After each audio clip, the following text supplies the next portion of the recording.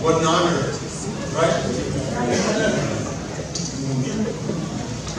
Nora,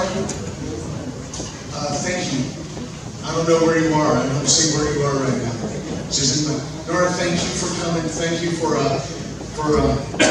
Archbishop for coming and being with us tonight. Have a safe drive.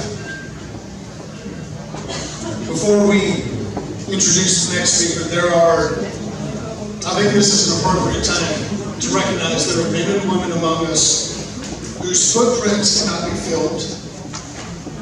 And I think it's appropriate that we honor them, especially considering the evening that we're having to give glory to the Lord.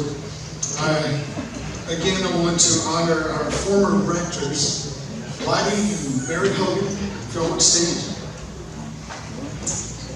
Jim McCaslin and Jeannie. Gene Strickland and his wife couldn't be here this evening.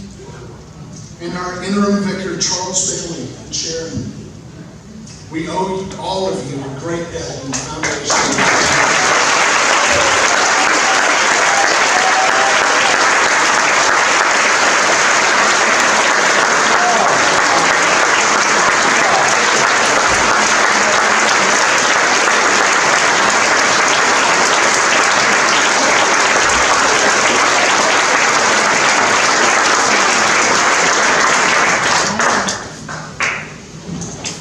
Archbishop Paulie Beach wanted to be here tonight, but he couldn't, so he sent his greetings. He sent actually a video of his greetings, and technical difficulties are keeping us from showing it tonight, so you're all invited to the celebration service tomorrow, 10:15 at All Souls. Come and celebrate with us, and we'll be able to show it there. But it is my honor to introduce Bishop Neil Lebhar. He's the first bishop of our diocese, the Gulf Atlantic Diocese, since he was consecrated in 2010. And he and his wife Marcia have lived in Jacksonville for 30, since 1988.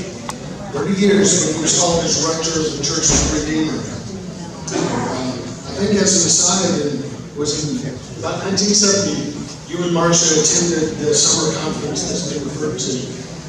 That was led by Whiting and Peter Moore. And was that where you first came to faith in Jesus? A little before.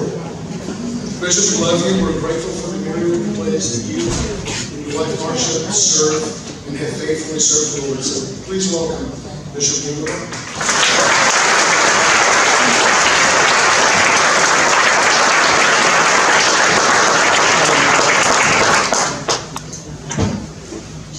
Well, Peter Moore started his story, his presentation, with a joke. But before I tell one of Peter's jokes, which actually I had down to do, this is not a last-minute decision, I just want to say what a privilege it is for Marcia and me to be here tonight. It's just my joy and honor to be with all of you.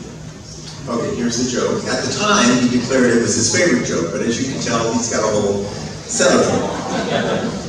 Story of an author at a party who sort of cornered a young lady and is talking about nothing except himself. He realizes it halfway through the conversation. He turns to her and says, "Oh, my dear, I'm sorry. All I've been doing is singing my own praises. Tell me something about yourself. What do you think of my latest book?"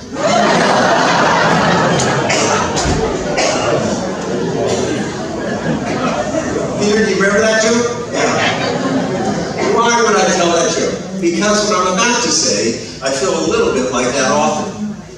That much of what I'm going to share is about myself, but it is meant to be a testimony of what the Lord has done. And I want to draw out of it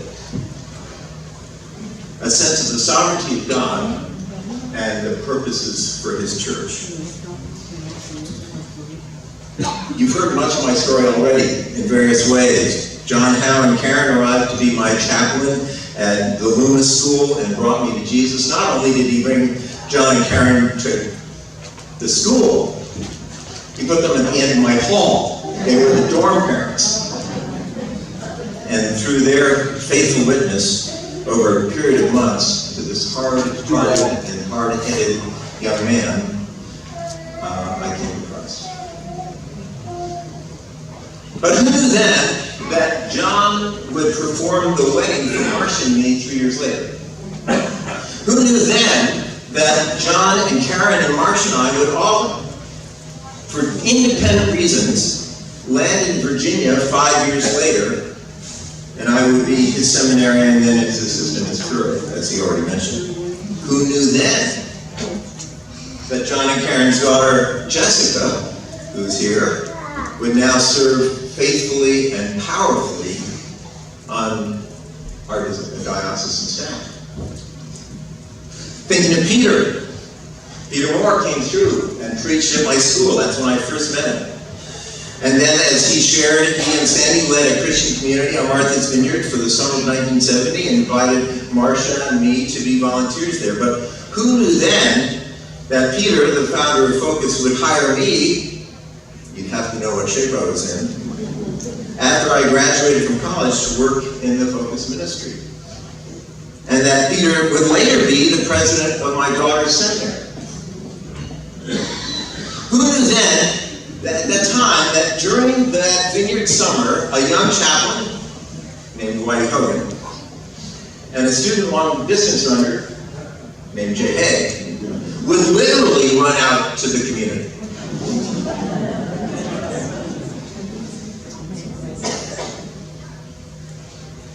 Who knew then that I would be visiting Whitey and Mary at their next school even before they came to All Souls?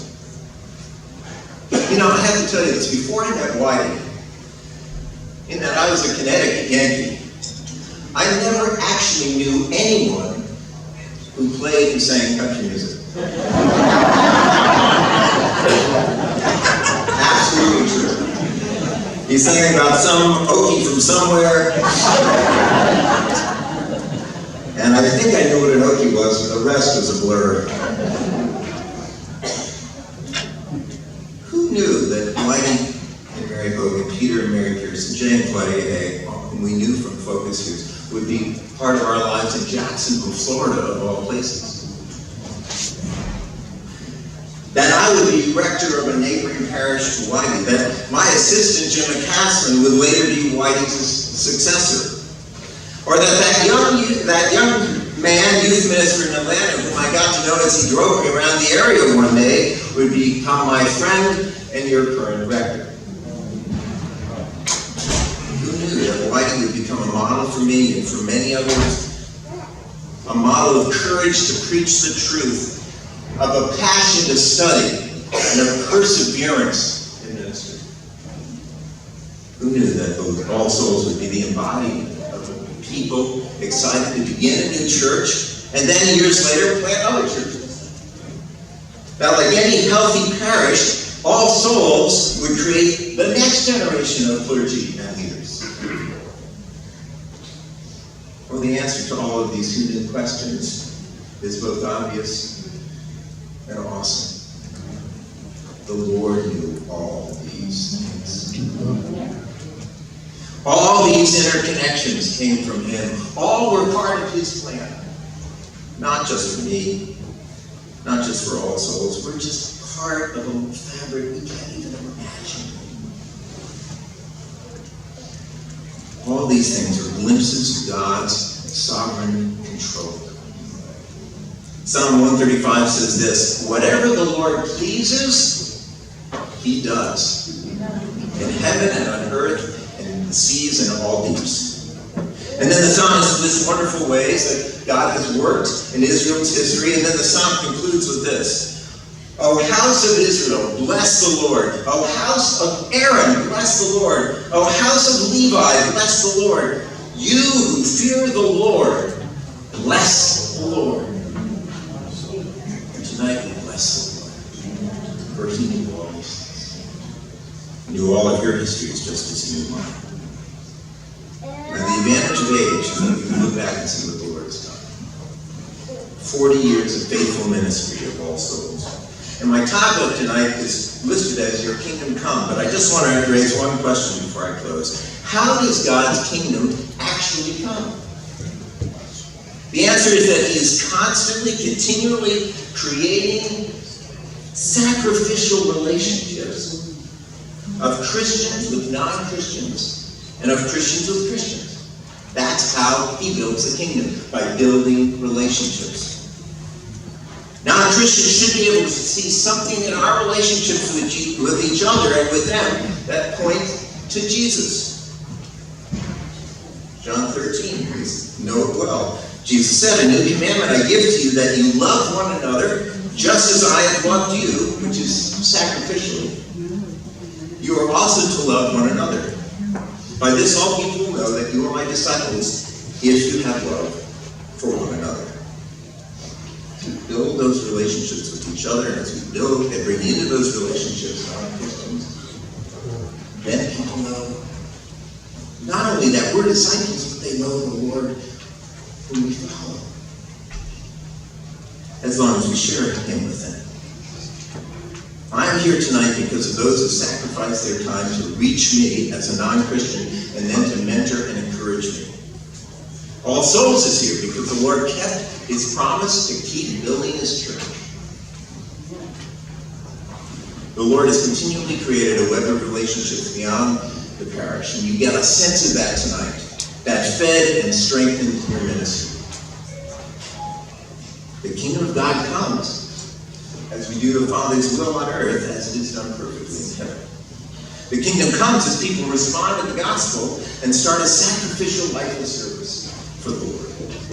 All Souls is here because of your sacrifices made over many years. I need to tell you that All Souls has been a constant encouragement to many of us in the diocese to focus on the Word of God, to focus on the work of the Holy Spirit, to aim at creating communities of disciples who make disciples. You are also willing to walk away from your property for the sake of the gospel. So looking ahead to the next 4 years, All Souls will continue to be part of God's coming kingdom to the degree that you all love one another sacrificially. Why sacrificially?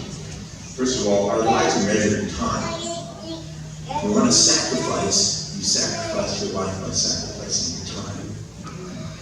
But also sacrificially because the people you're dealing with, Christians and non-Christians, are sinners. And they make life harder most of the time, not easier. And we have to ride with that and let the Lord sustain us. To the degree that you love one another sacrificially and reach out to the non-Christians around you, All Souls will continue to be part of God's coming kingdom.